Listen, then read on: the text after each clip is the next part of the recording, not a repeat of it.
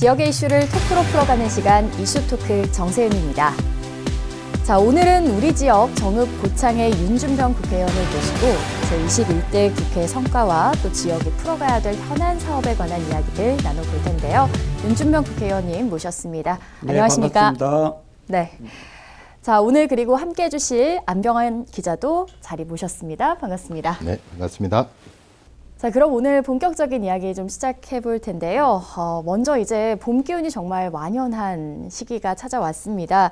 굉장히 또 요즘 따뜻한 나날들 보내고 계실 것 같은데요. 어떻게 보내셨는지 근황 여쭤보고 싶습니다. 네, 뭐 코로나19가 이제 종식되면서 사실상 종식되면서 동미는 날, 또 면미는 날, 은미는 날 뭐 행사도 많아서 뭐 거기에 참석해서 우리 주민들과 호흡을 같이 하고 또 저희들과 관련돼 있는 주민들의 민원들 해결하기 위해서 토방청담도 재개해서 지금 함께하고 있습니다. 그리고 지역 활동도 바쁘고 또 국정 활동은 이제 새로운 정부 들어와서 여러 가지 활동들을 하고 있는데 국민의 기대에 이렇게 썩 맞는 활동이 이루어지지 않는다는 평가들이 있어서 그런 내용들을 좀 바로잡고 올바르게 갈 수 있도록 지적하고 권유하고 뭐 이런 활동을 하느라고 꽤 많이 바쁘게 움직이고 있습니다. 네.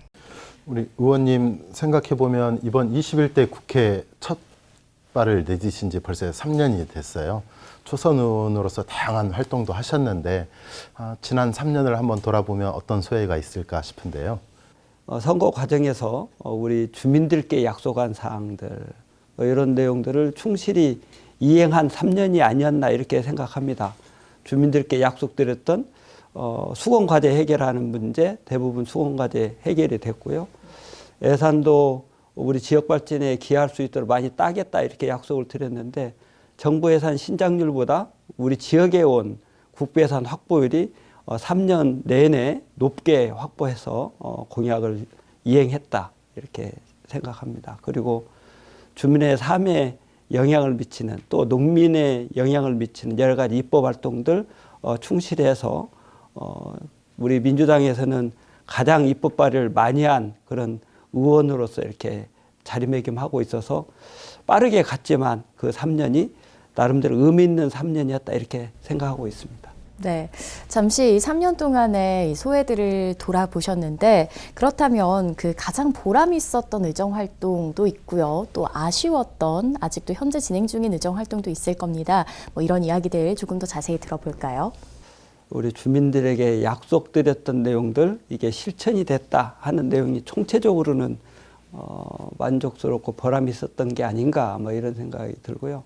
뭐 우리 정읍 같으면 내장산 국립공원 구역 해제 문제가 20년 동안 말로만 이루어졌는데 제가 당선이 돼서 2년 이내에 그 부분 해결했고 노을대교도 근 20년 동안 말로만 됐는데 작년에 국가 기본계획으로 확정돼서 지금 본격적으로 이제 절차들이 진행되고 있어서 뭐 그런 일련의 내용들이 큰 보람이 있고요.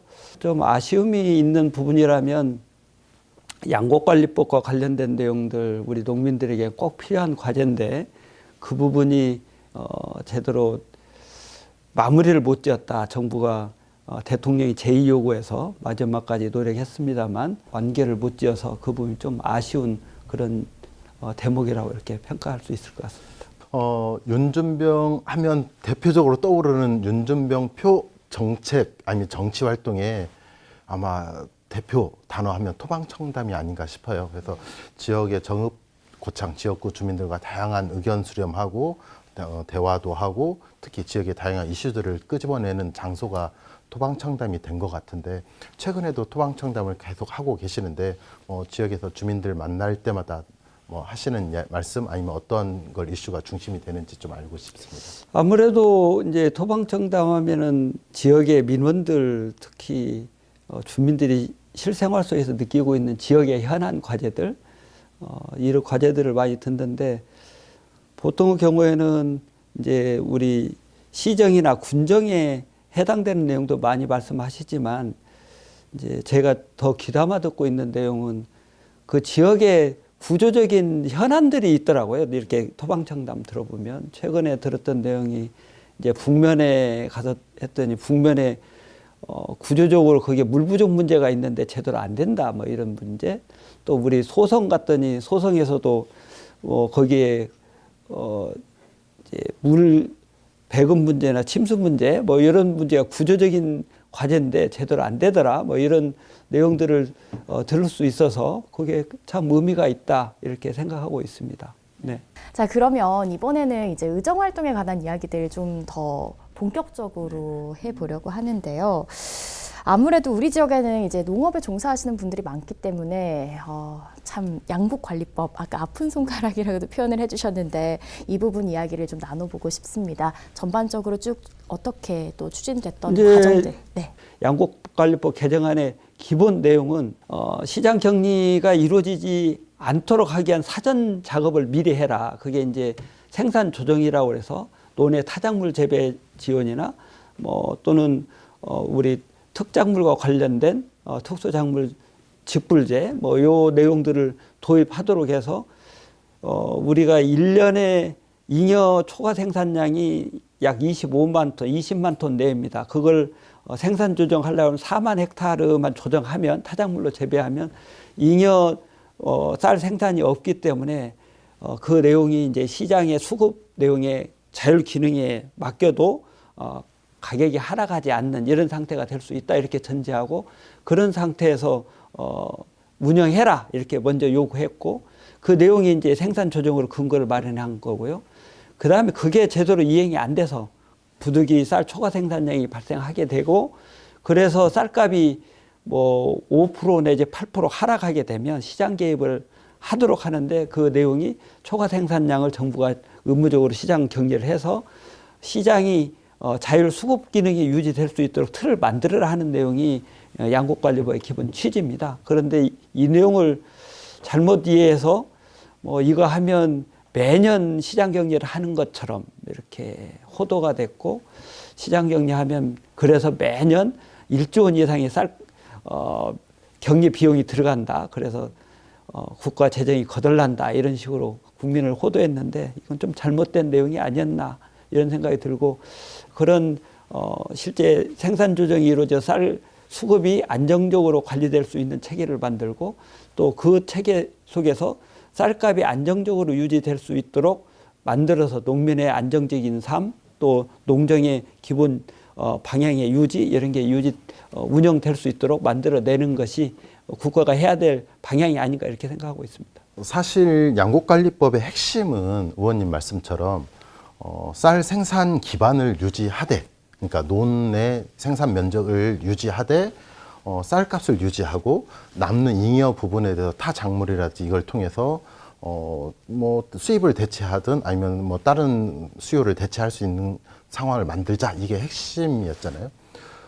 사실은 이런 기회가 전 정부에서 문재인 정부 시절에도 충분히 기회도 있었는데 사실 그 의원님께서 활동하시는 민주당에서 집권하고 있을 때 적극적으로 도입했으면 하는 아쉬움도 있습니다. 또 하나는 사실 벼라는 그 쌀이라는 게 생산이 워낙 구조화되고 기계화되고 체계화되다 보니까 쉽게 접근할 수 있다. 그다음에 시장이 어느 정도 안정이 되어 있다. 팔로라든지. 그러기 때문에 대체 작목을 하든 뭘 하든 이 부분을 효과적으로 넘지 못하면 선의로 야 다른 거 해, 콩 심어, 뭐 해, 그 소득 많아라고 하지만 농민들이 받아들이지 못하는 문제가 있다. 이 부분에서 좀 더 치밀하고 적극적으로 좀 대응할 필요가 있지 않았나라는 생각은 좀 들어요. 그래. 뭐 문재인 정부 시절에 했더라면 하는 아쉬움이 있다는 지적 뭐 아프게 받아들여야죠. 다만 조금 이제 해명을 하면 문재인 정부가 들어왔을 때 처음 쌀값이 12만 원 수준이었어요. 그거를 21만 원 수준까지 올렸잖아요.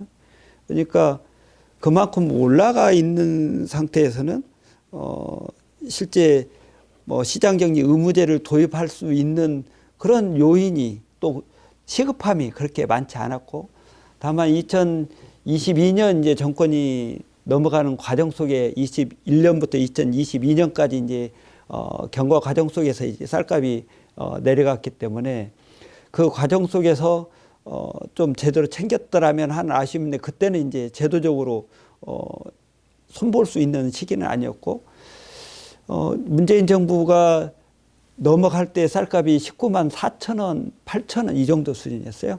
그러니까 16만 원까지 내려간 내용은 그 이후에 이제 윤석열 정부 시기에 잡은 거니까 그 부분에 대한 내용들이 그때 했더라면 아쉬움은 있지만 그때는 그렇게 양곡관리법 개정안 특히 시장 격리와 관련된 내용을 무겁게 받아들이고 절실하게 고민해야 될 시점은 아니었다는 내용을 좀 우리 국민들께서 이해해 주셨으면 좋겠다 이런 생각이 들고요. 또 이제 타작물 재배 지원이나 이쪽을 할 때 실제 쌀 생산하는 것보다는 유인이 더 크고 전환할 수 있는 내용을 만들어야 되지 않냐 뭐 이런 말씀이 있고 옳다고 생각해요.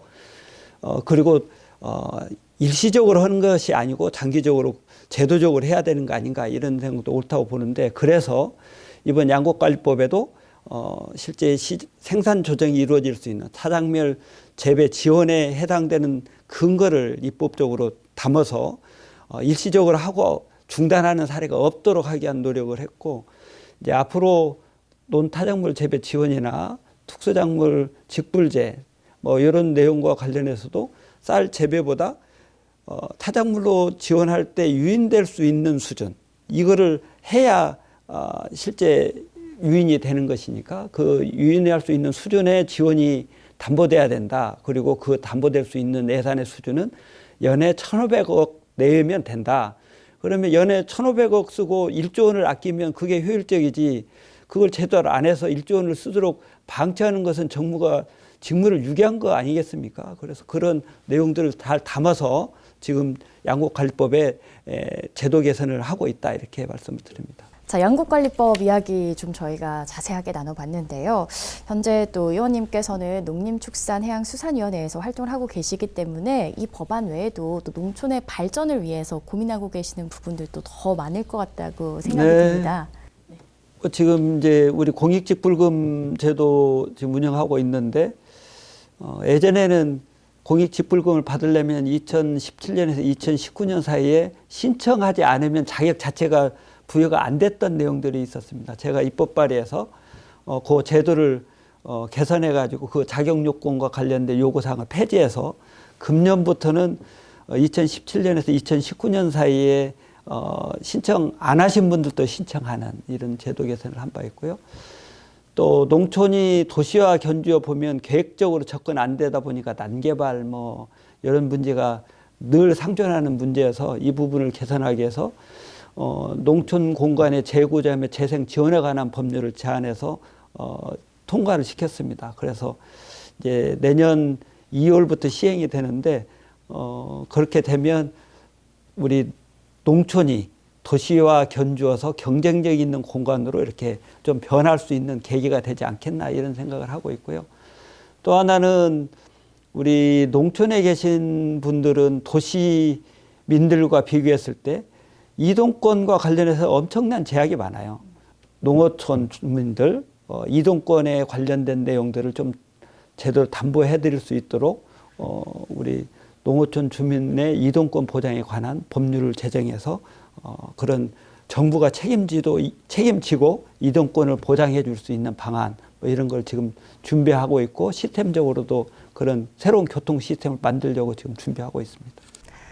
네, 우리 농민들의 삶과 밀접한 현안들 좀 살펴봤는데요. 이번에는 지역 현안 이야기 함께 나눠보도록 하겠습니다.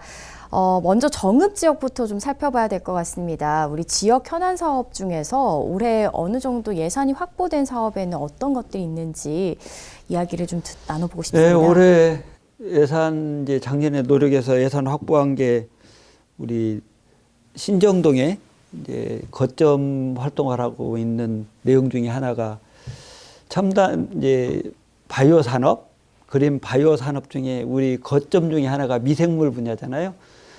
농축산용 미생물 산업 육성 지원센터에서 이제 여러 가지 활동을 하고 있는데 거기에 소위 공장 기능을 할 수 있는 입체적인 공유 인프라 사업 이번에 확보해서 200억 사업 저희들이 확보했고요. 또 우리 지역에 이제 산업적으로 하나 우리가 성장시키려고 하고 있는 산업이 이제 제약산업이 있습니다. 그 제약산업의 기초가 되는 인력 양성을 할 수 있는 그런 구조를 우리 정읍에 이제 우리 전북대 지금 캠퍼스가 이제 작년에 오픈을 했는데 실제 개교를 했는데 거기에서 그 내용도 함께 좀 하려고 하고 있는데 그게 제약산업 미래인력 양성센터입니다. 이게 이제 25년에 실제 오픈이 되는데 그렇게 되면 거기서 연에 한 2,000에서 3,000명이 교육을 받고 생활하게 되니까 많은 지역 경제에 보탬이 되지 않을까 이런 생각이 들고 또 농촌이니까 뭐 우리 소성에 관련된 애당지구 농촌 용수 이용체계 재편 사업 또 뭐 백운 평령지구 배수 사업 또 신화지구 수리 개선 사업 뭐 이런 내용들 했고요. 또 이제 금년 진행되고 있는 내용 중에 우리 그 첨단 과학 캠퍼스에 첨단 바이오 제약학과 신설하는 문제가 지금 검토 중에 있습니다. 그게 신설되면 정원 40명인데 그게 꽤 지역에 기여할 걸로 이렇게 기대를 하고 있습니다.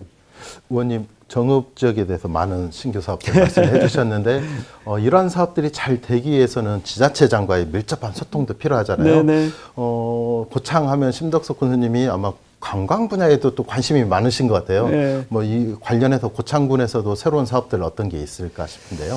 고창에서 우리 심덕석 군수님 오셔서 우리 터미널을 중심으로 한 도시재생 혁신지구 국가 시범사업 확정해서 지금 진행되고 있고 또 뭐 90호 국가의왕 준설 투기장 이것도 이제 그것도 한 근 300억짜리인데 이것도 정리했고 서해안 뭐 관광도로 조성 사업, 국민 안심 해안 사업 뭐 이런 내용들 이렇게 정리했고요. 또 우리 이제 경찰들 좀 사기 진작할 수 있는 내용이 이제 외지에서 오니까 여기 와서 관사가 있었으면 좋겠다는 희망이 있었습니다. 우리 정읍 경찰서에 먼저 직원 관사 확보했고 작년에는 우리 고창에 경찰서에 관사를 확보해서 우리 정읍과 고창에 근무하시는 경찰관들 사기가 좀 높아졌을 것으로 이렇게 기대를 합니다. 네, 이렇게 지역의 현안까지 함께 이야기를 나눠봤는데요. 이제 마지막으로 의원님, 21대 국회 이제 3분의 2 마라톤을 지난 지점인데 앞으로 남은 임기 동안에 이것만큼은 꼭 해결하겠다라는 사안들 그리고 또 마지막으로 지역민 분들에게 전하고 싶은 이야기가 있으면 전해주시죠. 네, 말씀드린 것처럼 양곡관리법은 이미 우리 주민들이 수건 과제여서 해결하려고 했는데 아직 마무리를 못 지었기 때문에 양곡관리법 개정안을 통해서 이룩하고자 했던 쌀값의 가격 안정 그리고 그를 비롯한 농산물, 수산물의 가격 안정 이 부분을 제도적으로 뒷받침하는 거 이거는 마무리를 지어야 되겠다 이런 생각을 하고 있습니다. 그리고 이제 지역 현안이긴 한데 우리 고창민들 특히 영광 원전 때문에 피해의식을 갖고 있는데 지방세법을 개정해서 지역 자원 시설세가 우리 고창군에도 이렇게 징수되고 배분될 수 있는 체계를 만드는 것도 남은 기간 동안에 좀 해야 될 과제다 이렇게 생각하고 있습니다. 이제 여러 가지 그동안 3년 동안 뭐 의정 활동을 해왔습니다만 이런 의정 활동이 우리 지역 발전, 정읍과 고창 발전 아마 씨앗이 되었을 거라고 생각합니다. 수건 과제들을 해결하고 또 지역 현안과 관련된 예산들을 확보해서 싹을 틔우고 있으니까 그 부분도 싹을 잘 틔워서 우리 지역 발전에 또 새로운 변화에 기여할 수 있는 토대를 만들어내는 것 이게 제가 해야 될 과제라고 생각하고요. 우리 정읍 시민들, 우리 고창 군민 여러분들께서 함께 우리 새로운 변화 또 미래에 설레는 정읍과 고창, 고창과 정읍을 만드는데 함께 해주셨으면 좋겠다 이렇게 부탁을 드리고 싶습니다.